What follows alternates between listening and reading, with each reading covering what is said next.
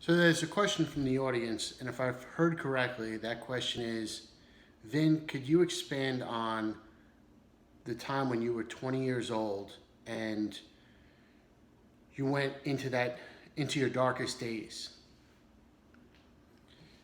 I can and I will.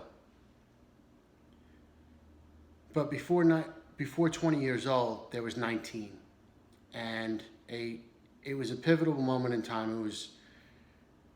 It was a time when my parents announced to my brothers and I that they were going to divorce. Now, I had no coping mechanisms at all to handle divorce and what was to follow it.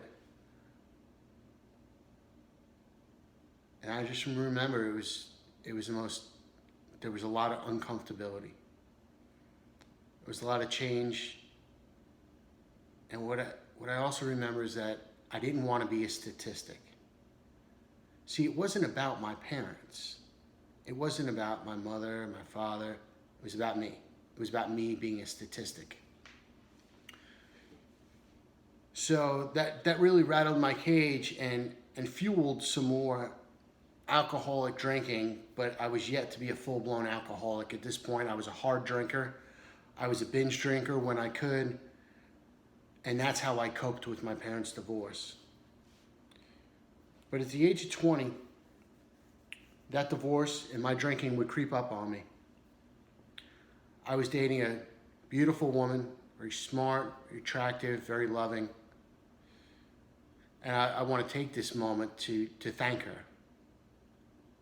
Thank you, Debbie, for loving me enough to tell me the truth, that I was an alcoholic and that I had mental illness and that we needed to address it. That woman that loved me so much, I pushed away. And while we were dating, I cheated on her with a married woman. Once I crossed that line from loving, caring girlfriend, woman of my dreams, to engaged in an affair with a married woman, for me, I knew all bets were off from there. I started regarding relationships, marriage, love, God. They all meant nothing to me. They had no substance whatsoever. They had no impact on my life. If all that wasn't enough, while I was in the midst of this affair, I meet another woman. Her and I were that power couple. We were making money hand over fist at a young age, and one day the party ran out. And she called me, I remember clear as day. I was at Chase Stadium in a double skybox at the Subway Series. And she said, Vin, we need to talk. I said, well, I only got a minute. You know, I'm drinking and rubbing elbows with really important people and watching a game. What could be so important that we need to talk about? She said, Vin, I'm pregnant. And there wasn't even discussion around it.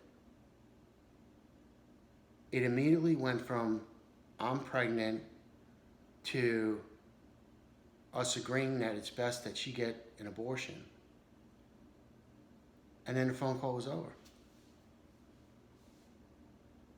Just like that. Now, have I ever seen the pregnancy test? No. I have nothing to confirm that she was or wasn't. But I know either way that my first initial reaction was to say, okay, let's go ahead and you get the abortion. How much do you need? That was my question. How much do you need?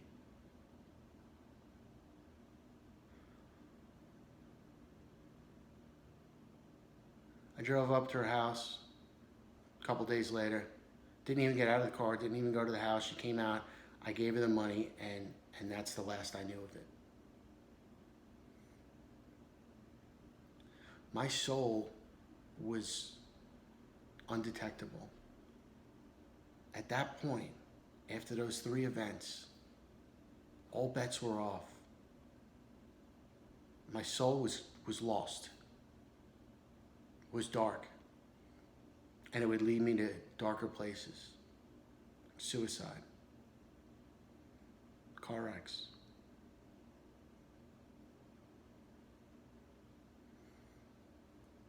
I was without a soul. That is the best way to describe what my darkness looked like. And to be without a soul, I was fueled by money, lust, power. As long as I had the pretty girl and a lot of money and all those materialistic goods, everything was going to be all right. Everything wasn't all right.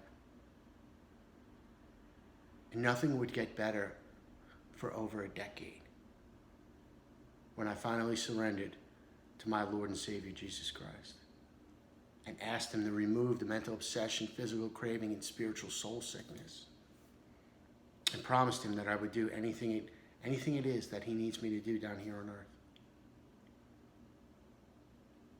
And he took that very seriously, and so did I. Because it's been over 4.5 years, I haven't taken a drink or ingested a drug. Today I go to Bible study instead of going and lusting over women at clubs. I'm a contributing member of my family, of my 12-step fellowship. None of those were overnight matters, but they did change over time. I went from who I was in the dark days to who I am today, that I can stand up and say that I'm proud of the man I've become today. Thank you.